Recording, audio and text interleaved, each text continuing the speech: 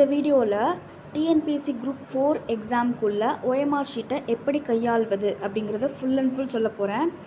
OMR sheet உங்களுக்கு எக்ஸாம்க்குள்ளது இப்படி தான் இருக்கும். ஃபர்ஸ்ட் பேஜ் இந்த மாதிரி இருக்கும், பின்னாடி பக்கம் இந்த மாதிரி இருக்கும். ஃபர்ஸ்ட் உங்களோட OMR ஷீட்டில் இந்த பாக்ஸில் உங்களோட name, register number, subject, centre, venue, date and session, உங்களோட ஃபோட்டோவோட எல்லாமே ஆல்ரெடி பிரிண்ட்டாக இருக்கும். அதை நீங்கள் எல்லாமே கரெக்டாக இருக்கா அப்படிங்கிறத ஒன்ஸ் செக் பண்ணிக்கணும். அதுக்கடுத்து இந்த பாக்ஸில் என்ன பண்ணணுன்னா, உங்களோட கொஷின் பேப்பர் புக்லெட்டில் ஃபர்ஸ்ட் பேஜ்லேயே ஒரு 8 நம்பர் கொடுத்துருப்பாங்க. அந்த 8 நம்பரை அப்படியே எடுத்து தப்பில்லாமல் இந்த பாக்ஸில் ஃபில் பண்ணிடணும். ஃபில் பண்ணிவிட்டு அதுக்கு கீழே அதே நம்பருக்கு நேராக அந்தந்த நம்பரை ஷேட் பண்ணிடணும். நெக்ஸ்ட்டு அதுக்கு பக்கத்துலேயே ப்ரெசண்ட் ஆப்சண்ட்னு கொடுத்துருக்காங்க இல்லையா, இதை நீங்கள் டச்சே பண்ணக்கூடாது. அதே மாதிரி இங்கேயும் ப்ரெசண்ட் ஆப்சண்ட் அப்படின்னு கொடுத்துருப்பாங்க, அதையும் நீங்கள் டச்சே பண்ணக்கூடாது. அங்கே இன்விஜிலேட்டர் தான் ஷேட் பண்ணுவாங்க.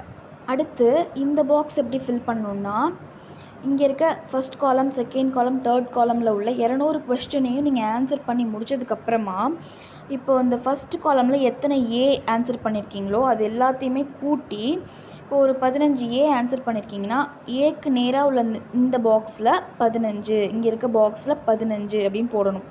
பிக்கு நேராக உள்ள பாக்ஸில் 10 வந்துச்சுன்னா 10 அப்படின்னு போடணும் கூட்டி.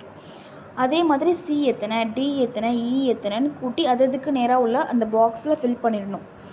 இதே மாதிரி தான் செகண்ட் காலம், தேர்ட் காலம் எல்லாத்துக்குமே கவுண்ட் பண்ணி போட்டுடணும். இப்படி கவுண்ட் பண்ணி போடுறப்போ, இப்போ சப்போஸ் நீங்கள் இந்த ஃபஸ்ட்டு காலமில் இ அப்படிங்கிற ஆப்ஷனை எதுக்குமே சூஸ் பண்ணவே இல்லை அப்படின்னா, ஈக்கு நேராக உள்ள அந்த பாக்ஸில் 0 0 அப்படின்னு நீங்கள் போட்டுடணும். அடுத்து எல்லாமே கவுண்ட் பண்ணி போட்டதுக்கப்புறமா ஃபர்ஸ்ட் காலமில் எத்தனை ஏ இருக்குது, செகண்ட் காலமில் எத்தனை ஏ இருக்குது, தேர்ட் காலமில் எத்தனை ஏ இருக்குதுன்னு மொத்தமாக கவுண்ட் பண்ணி ஒரு 30 வருது, மொத்தமாக 3ஐயும் கவுண்ட் பண்ணலாம் அப்படின்னா அந்த 30 எடுத்துகிட்டு வந்து இங்கே இருக்க பாக்ஸில் ஃபில் பண்ணணும் ஏல. அது எப்படி ஃபில் பண்ணணும்னா, இப்போ 30 வருதுன்னா 0 3 0 அப்படின்னு ஃபில் பண்ணணும். இப்போ பி 3 காலம்லேயும் பி மொத்தமாக வந்து ஒரு 48 வருது அப்படின்னா பியில் வந்து 0 4 8 அப்படின்னு ஃபில் பண்ணிவிட்டு அதுக்கு கீழே 0க்கு நேராக 0, 4க்கு நேராக 4, 8க்கு நேராக 8ன்னு ஷேட் பண்ணிவிடுங்க.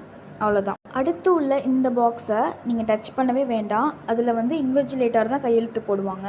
அடுத்து இங்கே இருக்க சர்க்கிளில் எக்ஸாம் முடிஞ்சதுக்கு அப்புறமா உங்களோட இடது கை பெருவிரல் ரேகை எடுப்பாங்க.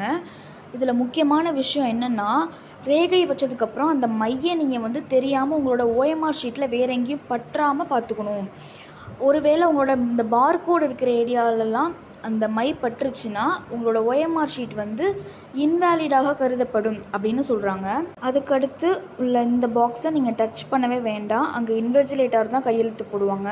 அடுத்து OMR ஷீட்டில் பின்னாடி பக்கம் கீழே தேர்வரின் கையொப்பம் அப்படின்னு இருக்கும். அந்த இடத்துல நீங்கள் உங்களோட கையெழுத்தை போட்டுக்கணும். அடுத்து உங்கள் OMR ஷீட்டில் இந்த பார்கோடில் உங்களோட பெண்ணோட இங்க் எதுவுமே பற்றாமல் பார்த்துக்கோங்க. பிகாஸ் இந்த பார்கோட் வச்சு தான் உங்களோட OMR ஷீட்டை வந்து ஸ்கேன் பண்ணுவாங்க.